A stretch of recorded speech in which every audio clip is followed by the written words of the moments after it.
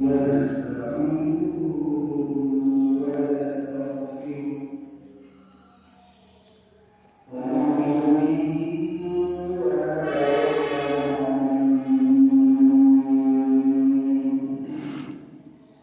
ونعوذ بالله من شرور أنفسنا ومن سيئات أعمالنا من يهده الله فلا مضل له ومن يضلل فلا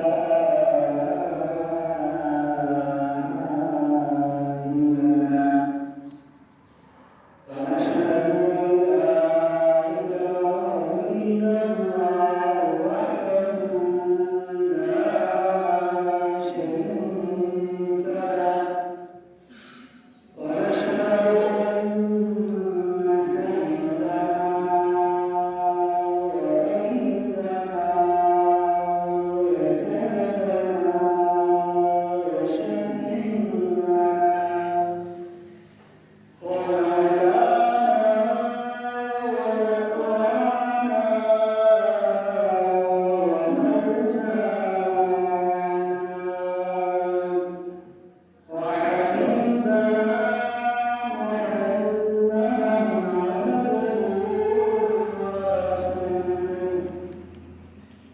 أما بعد فأعوذ بالله من الشيطان الرجيم بسم الله الرحمن الرحيم يا أيها الذين آمنوا كتب عليكم الصيام كما كتب على الذين من قبلكم لعلكم تتقون وقال النبي صلى الله عليه وسلم إن الله تبارك وتعالى متقاء في كل يوم وليلة يعني في رمضان وإن لكل مسلم في كل يوم وليلة دعوة مستجابة وقال النبي صلى الله عليه وسلم عمرة في رمضان تعدل حجة أو كما قال النبي صلى الله عليه وسلم صدق الله وصدق رسوله النبي الكريم ونحن على ذلك لمن الشاهدين والشاكرين والحمد لله رب العالمين ٹوٹے رشتے وہ جوڑ دیتا ہے ٹوٹے رشتے وہ جوڑ دیتا ہے بات رب پہ جو چھوڑ دیتا ہے اس کے لطف و کرم کی کیا کہنی لاکھ مانگو کروڑ دیتا ہے اللهم صل على محمد وعلى آل محمد كما صليت على إبراهيم وعلى آل إبراهيم إنك حميد مجيد اللهم بارك على محمد وعلى آل محمد كما باركت على إبراهيم وعلى آل إبراهيم إنك حميد مجيد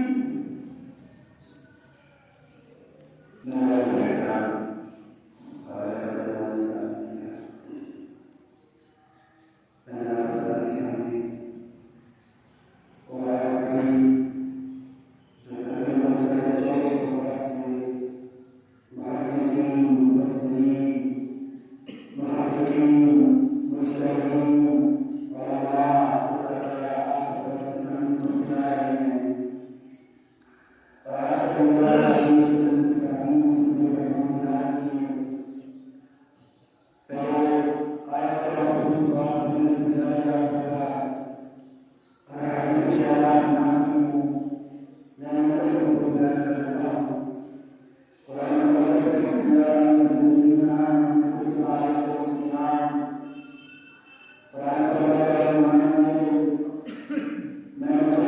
فرض کیے ہیں کما کتب علی الذین من قبلکم، اللہ فرماتے ہیں روزے صرف تم پر فرض نہیں کیے گئے بلکہ تم سے پہلے لوگوں پر فرض تھے لعلکم تتقون، اللہ فرماتے اس کا فائدہ یہ ہے کہ تم متقی پرہیزگار بن جاؤ۔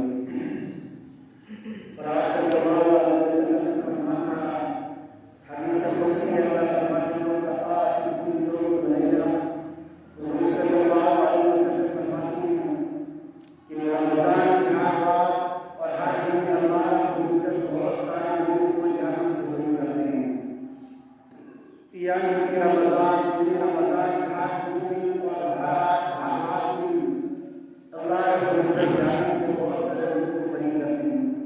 وَإِنَّ لِكُلِّ مُسْلِمٍ فِي كُلِّ يَوْمٍ وَلَيْلَةٍ دَعْوَةً مُسْتَجَابَةً، اور ہر مسلمان کی رمضان میں ایک دعا ضرور قبول ہوتی ہے۔ اور دوسری حدیث پڑھی حضور نے فرمایا عمرہ فی رمضان تعدل حج، کہ رمضان شریف میں عمرہ کرنا اس کا ثواب حج کے برابر ہے۔ تو میرے بھائیوں اور دوستوں، رمضان شریف کے فضائل اور جو برکات ہیں وہ شاید آپ لوگوں کو مجھ سے زیادہ یاد بھی ہوں، آپ نے بہت زیادہ سنی بھی ہوں، باتیں وہی پرانی ہیں، حدیث وہی پرانی ہے، قرآن وہی پرانا ہے، نہ کوئی نئی آیاتیں اتری ہیں، نہ کوئی حدیث نئی آئی ہے، وہی پرانی باتیں ہیں، وہی پرانے احکامات ہیں۔ بات ہے عمل کی۔ علم تو ہر کسی کے پاس ہے، ہر کسی کو حلال و حرام جائز ناجائز کا پتہ ہے، آج علم کی بھرمار ہے، ہر جگہ علم ہے، کوئی بندہ ایسا نہیں ہے جس کو علم نہ ہو، ہر بندے کو یہ پتہ ہے کہ روزہ فرض ہے، تراویح سنت ہے، قرآن پڑھنے کا بہت زیادہ ثواب ہے، رمضان شریف میں ایک نیکی 70 گنا بڑھ جاتی ہے، یعنی باقی دنوں میں اگر ایک نیکی پر 1 اجر ملتا ہے تو رمضان شریف میں 70 اجر ملتے ہیں۔ باقی دنوں میں صدقہ کرنے پر اگر 10 روپے صدقہ کیے تو 10 روپے کا اجر ملتا ہے، تو رمضان شریف میں 10 روپے صدقہ کرنے پر 70 گنا بڑا اجر ملتا ہے۔ تو آپ حضرات کو پتہ ہے نوافل کا ثواب فرض کے برابر ہے اور فرض کا ثواب 70 فرائض کے برابر ہے۔ اور جیسے میں نے آپ کے سامنے حدیث پڑھی، حضور نے فرمایا رمضان شریف میں عمرہ کرنا باقی دنوں میں حج کے برابر ہے۔ تو ہر چیز کا اجر، ہر چیز اپنی کیفیت سے، اپنی حیت سے، اپنی ترتیب سے آگے بڑھ جاتی ہے۔ یعنی ایسا سمجھ لو کہ اللہ رب العزت ہر سال ہمیں ایک موقع فراہم کرتا ہے، ایک ہمیں چانس دیتا ہے کہ گناہ بخشوانے کا اور جنت کمانے کا یہ دن ہے، یہ راتیں ہیں۔ رمضان شریف یہ سونے اور باقی گفتگو گپ شپ کرنے کا بالکل ٹائم نہیں ہے، بہت مختصر زندگی ہم لے کر آئے۔ جیسے میں ایک دن گیا تھا بازار، ایک سٹور پر بیٹھے تھے بہت سارے بندے، تو سیاست کی باتیں ہو رہی تھی، ایک پارٹی کا تھا، دوسرا دوسری پارٹی کا تھا، تیسرا کسی اور پارٹی کا تھا، یعنی تینوں ایک دوسرے پر نکتہ چینی کر رہے تھے۔ تو میں نے کہا بھائی ہم اپنے سوالات بڑھا رہے ہیں روز محشر کی ہم اپنے سوالات بڑھا رہے ہیں۔ روز محشر اللہ کے سامنے پیشی کوئی معمولی چیز نہیں ہے، روز محشر اللہ کے سامنے پیشی کوئی معمولی چیز نہیں ہے۔ جب اللہ رب العزت اعلان فرمائے گا لمن الملک اليوم للہ الواحد القہار، آج دنیا کے بادشاہ کدھر ہے؟ آج میں واحد قہار ہوں۔ سارے نبی تھر تھر کانپ رہے ہوں گے، کسی میں ہمت نہیں ہوگی کہ وہ بالمشافہ رب سے گفتگو کرے۔ ایسا عجیب حیبت کا دن ہوگا کہ کسی نبی، کسی ولی میں یہ جرت، یہ ہمت نہیں ہوگی کہ وہ اللہ رب العزت کا سامنا کرے، کہ وہ اللہ رب العزت کا سامنا کرے۔ تو میں نے ان کو کہا کہ ہم اپنے سوالات بڑھا رہے ہیں۔ حدیث میں آتا ہے کہ روز محشر انسان سے دنیا میں جتنی باتیں کی ہیں سب کا پوچھا جائے گا۔ انسان نے دنیا میں جتنی بھی باتیں کی ہیں سب کا پوچھا جائے گا۔ یعنی ہم جو خام خواہ بیٹھ کر گپے لگاتے ہیں، یہ ہم اپنے سوالات بڑھا رہے ہیں۔ روز محشر اللہ پوچھے گا کہ ان کا کیا فائدہ ہوا، یہ کس فائدے کے لیے بولے.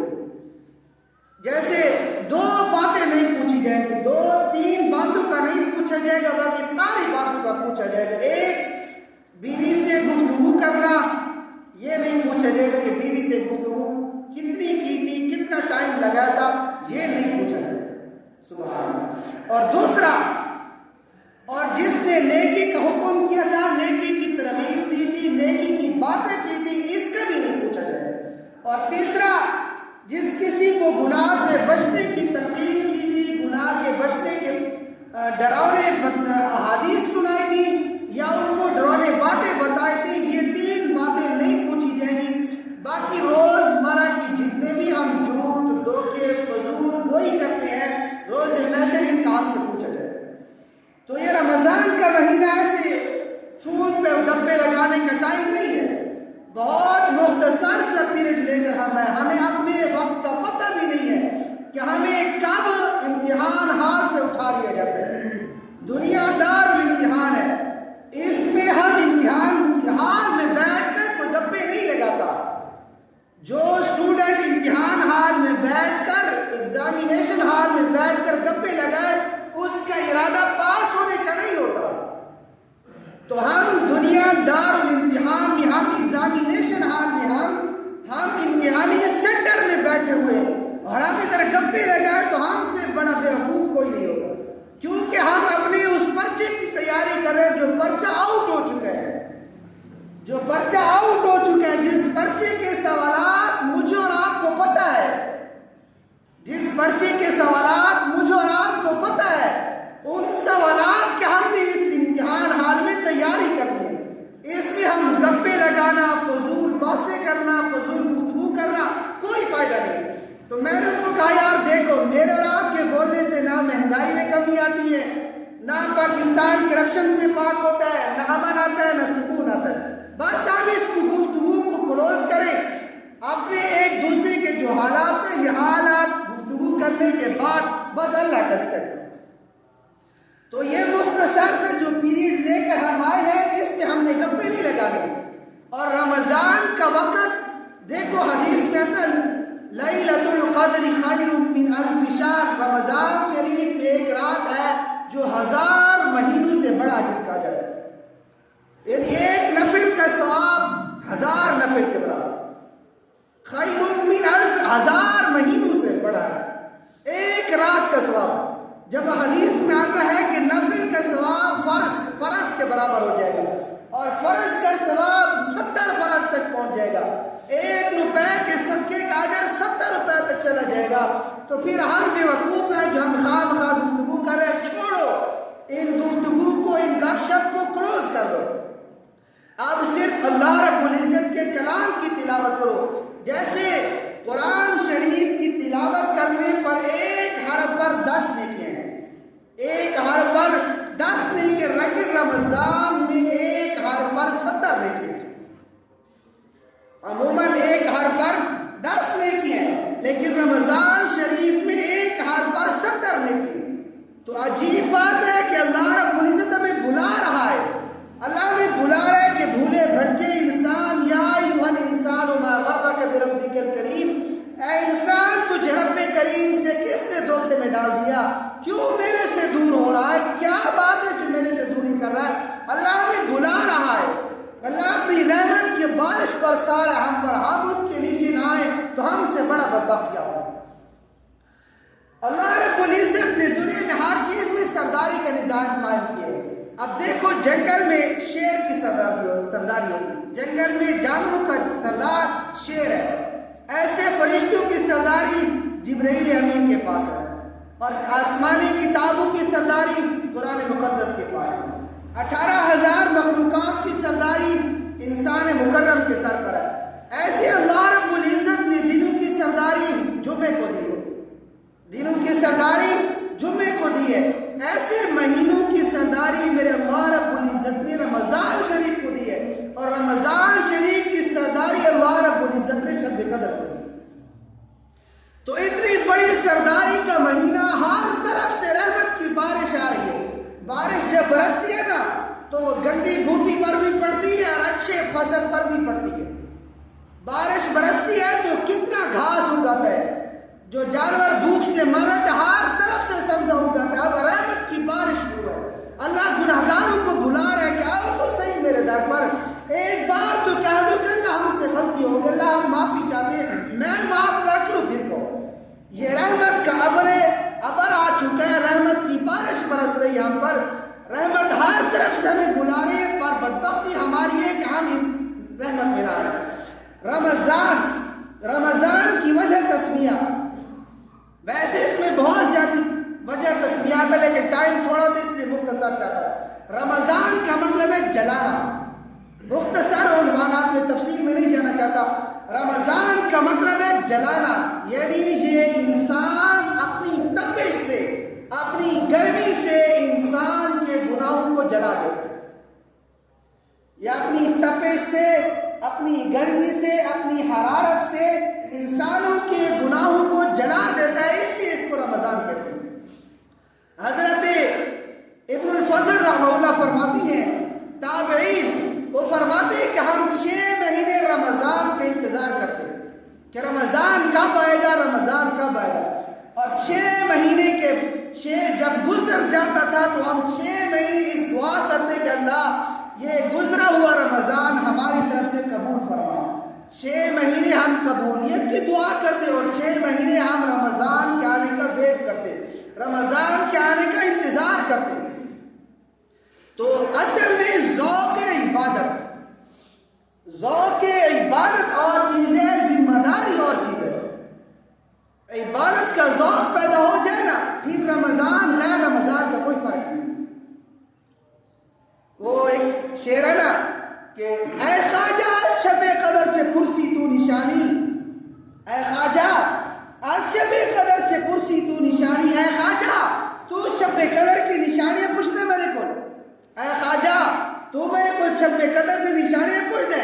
ہر شب قدر است اگر قدر بدانی، اگر تے کو قدر تھی گئی نا تو ہر شب تیرے واسطے شب قدر بڑھ سکتی۔ اگر مجھ اور آپ کو قدر ہو جائے تو رمضان کا ہر دن، ہر لمحہ، ہر گھنٹہ میرے لیے شب قدر ہے۔ بات کیا ہے؟ عبادت کا ذوق نہیں، دینداری کا ذوق ختم ہو چکا ہے۔ یہ شاید قیامت کے آثار ہے کہ دین پر زوال آئے گا تب تو قیامت آئے گی، ایسے تو نہیں آئے گی، ہو سکتا ہے قیامت آنے والی ہو، اس لیے عبادت کا ذوق ختم ہو چکا ہے۔ جیسے حدیث میں آتا ہے کہ قرب قیامت مساجد نمازوں سے کھچا کھچ بھری ہوگی۔ حدیث اشارہ ہے کہ قیامت کے قریب مسجدہ نمازیں کو بھری ہے ہو سے، لیکن حضور نے فرمایا اس نے بھی ایک بھی خشوع والا نماز نہ ہو سکے، اس میں ایک بھی خشوع خضوع والا نمازی نہیں ہوگا۔ نماز تو ہم پڑھتے لیکن جو نماز کی روحانیت ہے وہ ہمیں حاصل نہیں ہو رہی۔ اب ابن عباس رضی اللہ عنہ فرماتے ہیں ان الصلاۃ تنہی عن الفحشاء والمنکر، ابن عباس فرماتے ہیں نماز بے حیائی اور برے کاموں سے بچاتی ہے، اور پھر فرماتے ہیں کہ جس بندے کو نماز برے کاموں اور بے حیائی کے کاموں سے نہیں روکتی اس کی نماز نہیں ہے، کیونکہ میرا فیصلہ نہیں ہے، یہ میرے رب کا فیصلہ ہے، نص قطعی کا فیصلہ ہے، رب کا اٹل فیصلہ ہے۔ ان الصلاۃ تنہی عن الفحشاء والمنکر، نماز برے کاموں اور بے حیائی کے کاموں سے روکتی ہے۔ جب مجھے نہیں روک رہی اس کا مطلب ہے میری میڈیسن اوریجنل نہیں ہے، میری دوائی اوریجنل نہیں ہے، میری دوائی میں ملاوٹ ہے، جو دوائی میں کھا رہا ہوں وہ مجھے شفا کیوں نہیں دے رہی؟ وجہ اس کی ہے کہ میری میڈیسن میں، میری دوائی میں ملاوٹ ہے۔ وہ ملاوٹ کیا ہے؟ وہ ملاوٹ یہ ہے کہ الذین هم فی صلاتہم خاشعون، اللہ کا قرآن کہتا ہے قد افلح المؤمنون، مومن سارے کامیاب ہو گئے، مومن سارے کامیاب ہو۔ پھر آگے اللہ نے فرمایا نہیں سارے نہیں، الذین هم فی صلاتہم خاشعون، وہ مومن کامیاب ہے جن کی نماز میں خشوع و خضوع۔ حضرت جبرائیل علیہ السلام حضور کے پاس آتے فرماتے اللہ کے نبی مل احسان، اللہ کے نبی احسان کس چیز کو کہتے ہیں؟ احسان سریکی الاحسانی تعالیٰ میں دوتے احسان، یہ احسانی، یہ احسان عربی کا ہے۔ مل احسان، اللہ کے نبی احسان کس کو کہتے ہیں؟ حضور نے فرمایا ان تعبد اللہ کأنک تراہ. حضور نے فرمایا ان تعبد اللہ کأنک تراہ، کہ تو اللہ کی ایسے عبادت کر گویا کہ تو رب کو دیکھ رہا ہے. من احسان ان تعبد اللہ کأنک تراہ، تو اللہ کی ایسے عبادت کر گویا کہ تو رب کو دیکھ رہا ہے. اگر فإن لم تكن تراہ فإنه يراك، اگر تیرے ایمان کا پیمانہ اتنا اونچا نہیں، بس اتنا تو دل خیال کر کے میں نماز پڑھتے کھڑا، میں رب کی عدالت کھڑا، رب دے سامنے میں کھڑا، رب دی نظر میں اتنے بس ایویں نماز پڑھ، ای کوئی احسان ہے. اس کو خشوع کہتے ہیں، اس کو نماز کا خضوع کہتے ہیں، اس کو نماز کا خشوع کہتے ہیں. آج ہم سے خشوع خضوع کا فقدان ہو چکا ہے. نماز پڑھتے ہیں، بہت سارے بندے میرے پاس آتے، مفتی صاحب نماز پڑھتے سوچا گندیاں گندیاں دی اے بیچارے ذہن 24 گھنٹے جو غلط سوچے سی وہ نماز والے 5 منٹ پاک کی سکتا نہیں ہو سکتا. ذہن کی پاکیزگی نماز میں خشوع. حضرت علی رضی اللہ عنہ فرماتے ہیں حضرت علی اتنا لمبا سجدہ کرتے کہ ساتھ والے محسوس کرتے کہ حضرت علی فوت تو نہیں ہو چکے. پوچھا گیا حضرت علی کیا بات اتنا لمبا سجدہ کرتے ہو؟ فرمایا کہ جب میں سجدہ کرتا ہوں مجھے ایسا لگتا ہے کہ گویا میں نے سر رحمان کے قدموں میں رکھ دیا، گویا میں نے سر رحمان کے قدموں میں رکھ دیا، اس لیے میرا دل نہیں کرتا کہ میں سر اٹھاؤں. بھائی یہ عبادت کا سیزن ہے، یہ سونے کا ٹائم نہیں ہے. بڑی زندگی پڑھیے، 11 مہینے پڑھے، سو لیں گے، آرام کر لیں گے، گپے کر لیں گے، باتیں کر لیں گے، پیکج پہ کالے کر لیں گے. یہ مختصر سا پیریڈ ہے. نمبر آف ہو، نیٹ یوز نہ کرو، اللہ رب العزت کی بات پہ متوجہ ہو جاؤ. اور حضور صلی اللہ علیہ وسلم سے ایک صحابی نے پوچھا اللہ کے نبی عبادت کیسی چیز کو آدم؟ حضور صلی اللہ علیہ وسلم کو ایک صحابی نے پوچھا اللہ کے نبی عبادت کس چیز کو کہتے ہیں؟ حضور نے فرمایا عبادت گناہ چھوڑنے کا نام عبادت ہے. اب توجہ سے رہیے. حضور صلی اللہ علیہ وسلم سے صحابی نے پوچھا ہے اللہ کے نبی عبادت کیا کو آدم؟ حضور نے فرمایا گناہ چھوڑ دینا عبادت ہے. گناہ نہ کرے سیدھا نیک تو ویسے ہی ہو سی. گناہ نہیں کرے گا تو ویسے تو انسان کا ہر لمحہ اللہ کی یاد میں گزرتا ہے.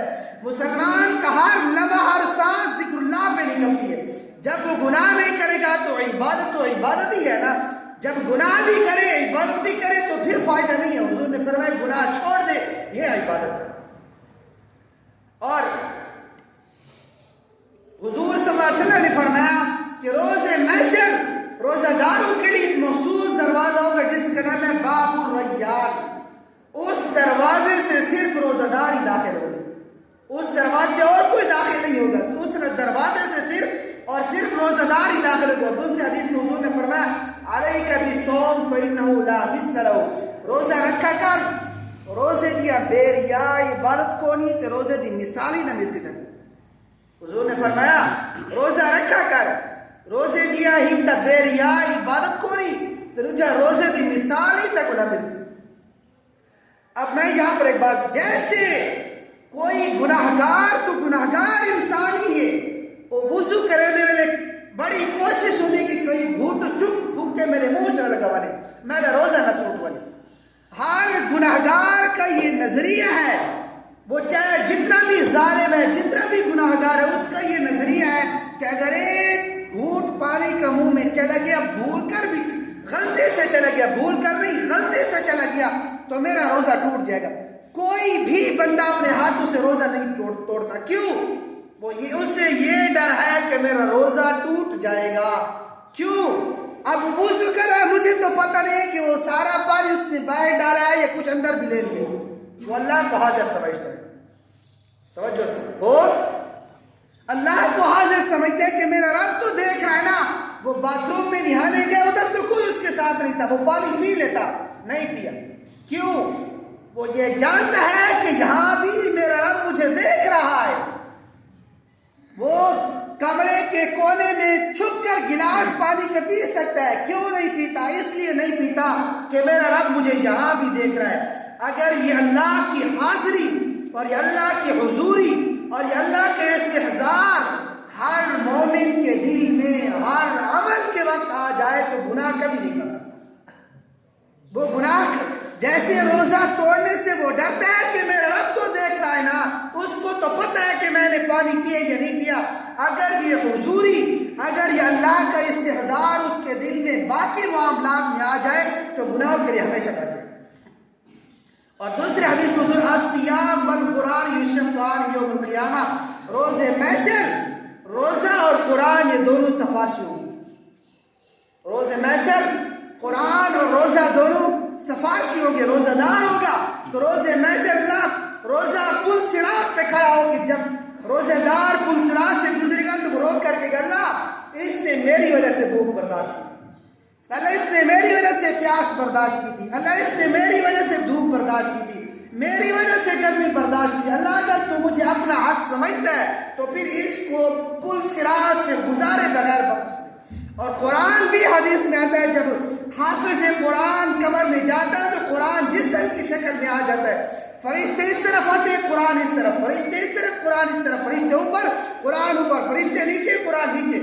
اللہ کے پاس جاتے فرشتے، اللہ ادھر تو قرآن ہمیں اس سے سوال نہیں پوچھنے دیتا، اللہ کی عدالت میں قرآن پہنچ جاتا، فرماتا اللہ اگر میں تیرا کلام ہوں تو اس حافظ کو کچھ نہ کہے، کیونکہ اس نے میری وجہ سے نیندیں خراب کی تھی، اس نے میری تلاوت کی تھی، رات کو بھی کی تھی، دن کو بھی کی تھی، صبح بھی کی تھی، شام بھی کی تھی، اللہ اگر تو مجھے اپنا کلام سمجھتا ہے، اللہ اگر تو مجھے اپنی زبان سے نکلی ہوئی کلام سمجھتا ہے تو پھر اللہ اس بندے کو گناہ سے بچا، اللہ اس بندے کو اگر تو مجھے اپنی کلام سمجھتا ہے تو پھر یا اللہ اس بندے کو عذاب سے بچا دے۔ اللہ اس قرآن کی سفارش قبول کر کے اس بندے سے عذاب قبر بھی ہٹا لیتا ہے، اور اس بندے کی قبر میں جنت کی کھڑکی کھل جاتی ہے جس سے جنت کی بہت ٹھنڈی بہت خوشبودار ہوائیں اس کو محسوس ہوتی ہے۔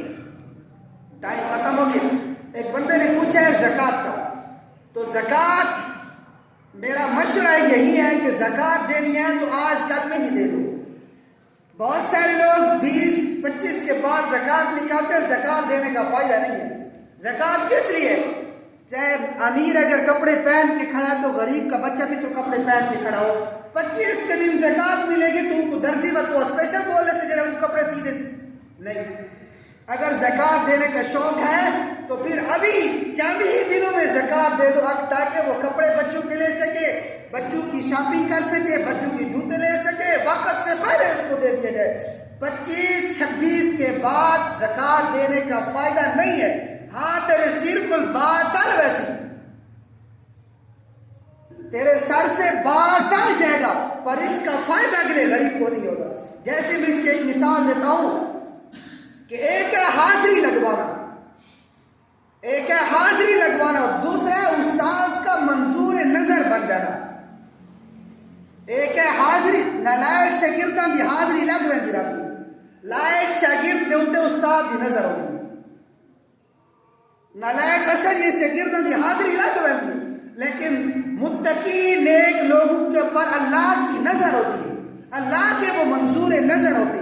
تو اگر زکوٰۃ دینی ہے تو پھر اللہ کی بھی تو منظور نظر ہونی چاہیے نا، ایسے تو نہیں حاضری لگی زکوٰۃ لے چھوڑی، پھل پھول تو اس کو لگے نا، اجر تو اس کا ملے، اجر بڑے بھی صحیح، غریب کے منہ سے خوشی سے دعائیں بھی نکلے، اب جو دے گا تو اس کا دل ٹوٹ کر کہے گا یار میں کو کیا کرے سا ہوں، میں کو کیا کرے سا۔ اس لیے زکوٰۃ دینی ہے تو ابھی چند دنوں میں دے دو تاکہ جس کو ضرورت ہے